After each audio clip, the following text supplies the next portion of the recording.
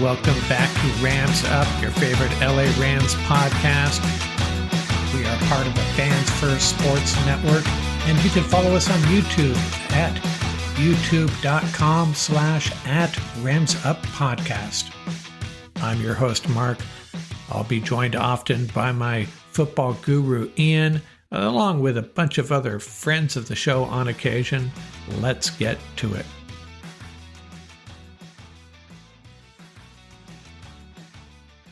Hey, what's going on, Ram fans? Going to get off the draft and the undrafted free agents for one episode here. Going to talk about some other news and notes, other things going on with our Los Angeles Rams.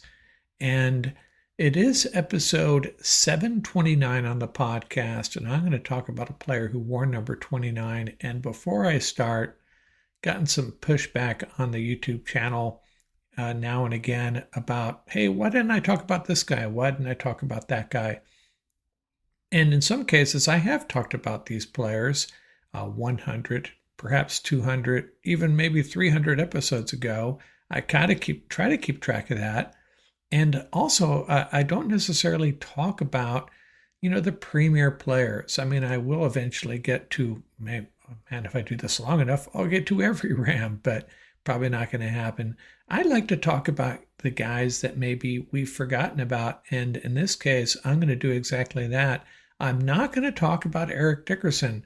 And yeah, one of the greatest Rams ever. I get it. Maybe I should just dedicate a whole show to him. Maybe I'll do that episode 829 if it's in the doldrums of the NFL season. But this episode, I'm going to talk about a guy that if I knew about him, I had completely forgotten about him. And that is flanker Tommy McDonald.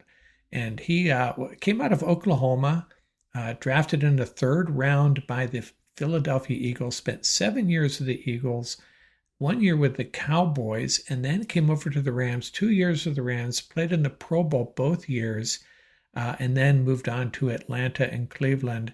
And with the Rams, those 2 years, 122 catches for 1,750 yards and 11 TDs. So he was a real deal, a real good player. Finished his career with over 8,000 receiving yards and 84 TDs. So I don't think I ever was aware of this guy. And like I say, if I was, I must have forgotten about him. But a very, very good player back in the mid-60s. So I will get to Eric Dickerson eventually. Sorry, Eric. And hey, I just wanted to talk real quickly about Matt LaFleur on Cooper Kupp admitting that he did not think the Rams should draft him. He thought it was a mistake, was not excited. He thought the Rams needed a speed receiver at that time, but they went ahead and drafted Kupp, and LaFleur coming clean on the fact that, hey, you know what? Maybe I was being an idiot. And kind of amusing. At least he's admitting his mistake. And Kupp turned out to be quite the baller, as LaFleur said. Now, Gennaro Felici of NFL.com he rated all the drafts, each team's draft, and he gave the Rams a C. And I was a little confused because he started out by saying they didn't start out with a lot of draft capital. Well, they started out with 8 picks. You start out with 7 at least before trading. Rams, between some moves and comp picks and all that stuff, they went into the draft with 8, and they ended up with 6. And remember, they got a first round pick from the Falcons next year. That alone should give them at least a B. So I was kind of confused by this grade, but there you have it. NFL.com's Gennaro Felici, I think I'm pronouncing that right, giving the Rams a C, and I was really surprised. I thought it would be at least a B. I completely understand if you want to maybe question some of the Rams selections, especially Terrence Ferguson in the second round there ahead of Elijah Arroyo. If you're going to go that route, sure, and maybe some of the later picks, go ahead and question them. But a C, surrendering that first round pick to get one next year, yeah, I didn't really didn't really see where he was coming from. And ESPN's power rankings, post draft power rankings came out. I'm not going to go through the whole power rankings, but if you're watching on the YouTube channel, I highlighted the interesting takeaways. They had the Chiefs over the Eagles at number one. And, I am not a proponent of handing the number one ranking to the defending champion. I think that's just lazy rankings, if you ask me. The old saying, hey, you got to beat the number one team to prove that you should be number one. That's just, in my opinion, silly. You look at the roster, you look at the results from last year, you look at the changes, players added, players lost. And, the Eagles pretty much manhandled the Chiefs last year. And the Chiefs have made some improvements, especially at wide receiver. But I do not see them surrendering the number one spot. And so I was kind of surprised by that. And then there was a run on NFC teams 6 through 9, the Commanders, Rams, Packers, and Vikings. I think they're being a little bit generous to the Commanders and the Vikings, in my opinion. And noteworthy, the 49ers came in at 15, the Seahawks at 16, and the Cardinals at 22. And the one thing that surprised me with these undrafted free agent signings and the draft, not the draft so much, but the undrafted free agent signings, is no camp arms, no camp legs either.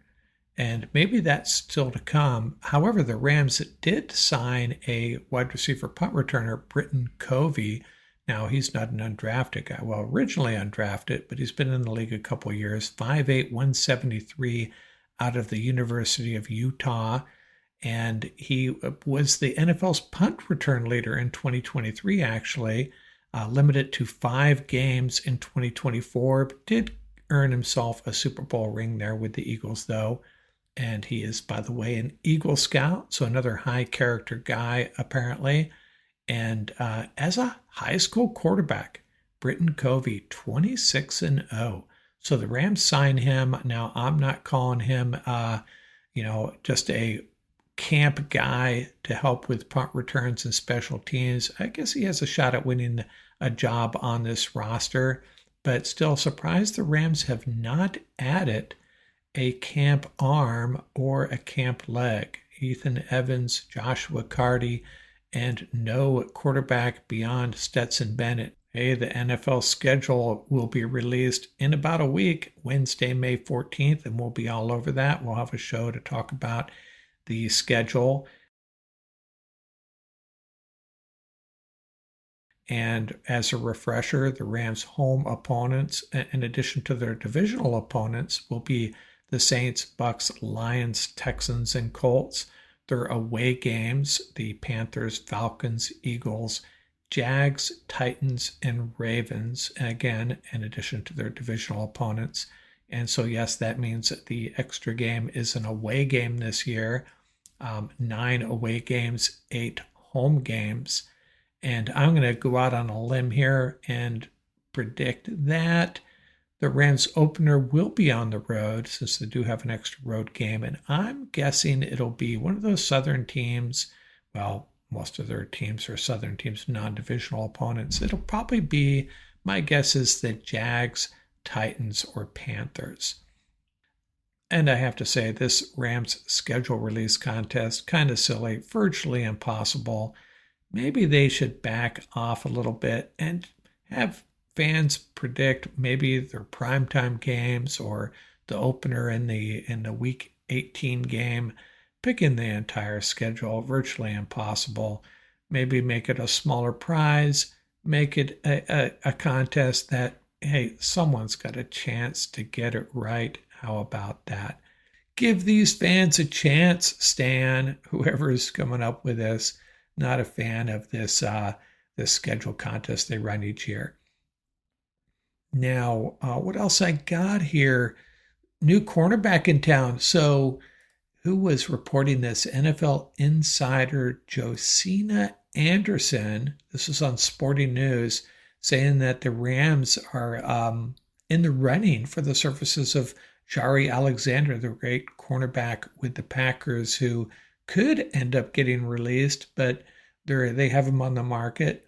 And then, of course, still talking about Jalen Ramsey coming to the Rams. Hang up there, I think, is how much of his salary the Dolphins are going to have to play. That's the word on the street, anyways. Now, Scott Richmond talked about this a little bit, and I think I'm starting to lean in his direction as far as the thought process that, maybe it's a mistake to think of Jalen Ramsey as a CB1. He certainly would be a decent cornerback, probably an understatement. He'd be pretty darn good, but it'd be a mistake to think he's going to be an elite shutdown corner at this point. If we're bringing him in to play that star position, that might make more sense. Now, if you're looking for something close to a shutdown corner, Jari Alexander might be the better option at this point. But apparently, according to Josina, Steelers, 49ers, and Rams all in the hunt, all in the market for Jari Alexander's services. As far as Jalen Ramsey goes, I don't know that the Dolphins are talking to anyone else besides the Rams, but they probably are. And what else? No boom to the Ravens. And first of all, I wanted to mention that the calculations prior to this was the Rams would get a 7th round comp pick for all the movement that has occurred this season, this off season.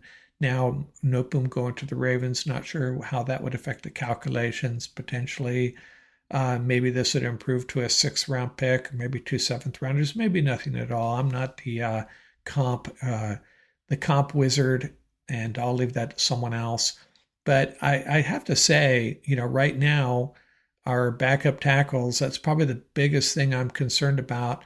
McClendon, AJ Curry, and as someone pointed out on the YouTube channel, and they might be right, we should consider KT Leviston as a swing guy, possibly a tackle, possibly a guard. But we don't know anything about him. If really, at least I don't. And I would still be concerned if he was the guy the Rams are leaning on. But maybe the Rams know something we don't. Maybe they're really happy with his development, but he has not seen any NFL action. So how much can you trust him to get the job done? So who are our backup tackles? And then there's undrafted free agent Ben Dooley. He could factor in to the equation. But I guess the reason I'm bringing this up is, Harbaugh, the Ravens coach, going on and on about how happy he was to have a guy like Noteboom with the experience, 7 years with the Rams, can play all four, can play 4 of the 5 positions up front, and tons of experience. You could do a lot worse than Joseph Noteboom as a backup guy, and maybe Noteboom didn't want to come back to the Rams. Maybe the Rams are just ready to move on. I don't know, but if you were to ask me, who would I want as the next man up? AJ Curry, Warren McClendon, KT Leviston, Ben Dooley, or whoever. I might still pick Noteboom, maybe McClendon, but we kind of celebrate moving on from Joseph Noteboom, and I think maybe I'd prefer that he was still on this roster, I guess is what I'm getting at. But Joseph Noteboom over to the Ravens, and they're very happy to have him. And the Ravens generally know what they're doing. One of the best personnel departments in the National Football League, probably right there with the Rams. I think they might handle free agency, do better in free agency than the Rams, draft-wise, right there with the Rams, one of the better drafting teams in the National Football League. And there's been a lot of talk about what the Rams are going to do with this 1st round pick next year, and folks saying that, Arch Manning is a good chance he doesn't come out next year. So what are the Rams doing? Moving, accumulating picks, this 1st round pick next year when Arch Manning might not be there. But you know what? There's a bunch of other really good quarterbacks coming out like next year, including Clemson quarterback Cabe Klubnik, South Carolina quarterback Lenora Sellers, Penn State quarterback Drew Aller, all will likely be 1st round picks at this time. And Jordan Reed of ESPN saying, maybe scratch Arch Manning off this list. But I'd be pretty happy right now if the Rams were, let's say, be able to draft Garrett Nussmeier, and he's the son of the Saints offensive coordinator, by the way. Draft Garrett Nussmeier, and if it's the Falcons pick, let's say that's the 10th or 12th pick, maybe a little earlier, the Rams could hang on to their pick and draft an offensive tackle, and that's my dream scenario. And who knows if that's going to happen, if that will really come to pass, where the Falcons end up picking, where the Rams end up picking, how much it's going to cost to move up and get the quarterback you want. But 2 points here. It's not all about Arch Manning necessarily, and the Rams are well positioned to draft a quarterback that's going to take less draft capital to draft a guy like Nussmeier and still hang on to another pick late in the first round and go get an offensive tackle, which right now I would think that would be a need next year, right? Unless something happens between now and the start of this season that we didn't see coming.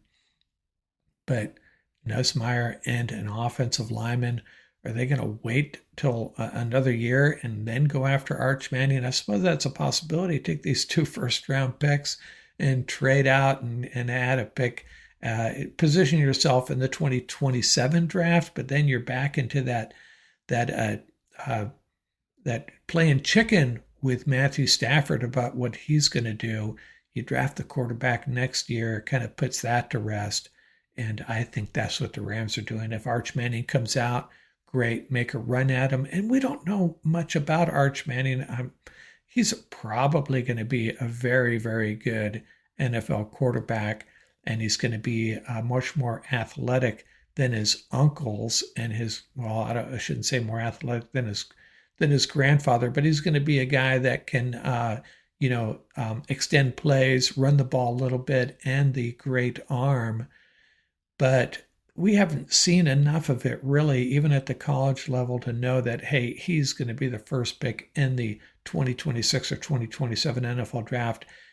Very likely will come to pass. But right now, if you had to, would you make that commitment right now? Would you make that declaration 100%? That's the case, that he's going to be better than Norris or Klubnik or Nussmeier? I'm not so sure.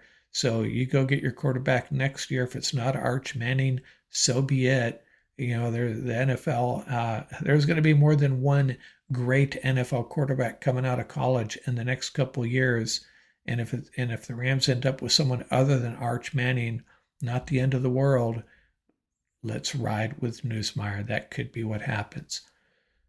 That's all I got this segment. Next week, we'll come back with our schedule show, and Ian's going to be on board talking about some of these undrafted free agents a little bit more. A lot coming at you over the next week or so.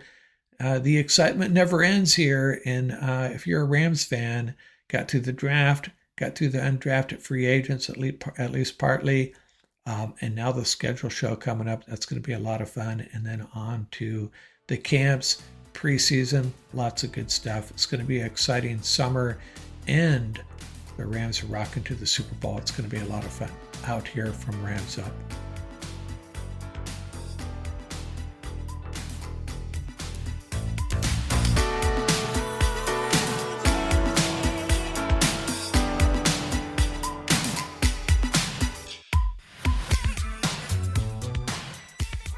That's going to do it for this episode.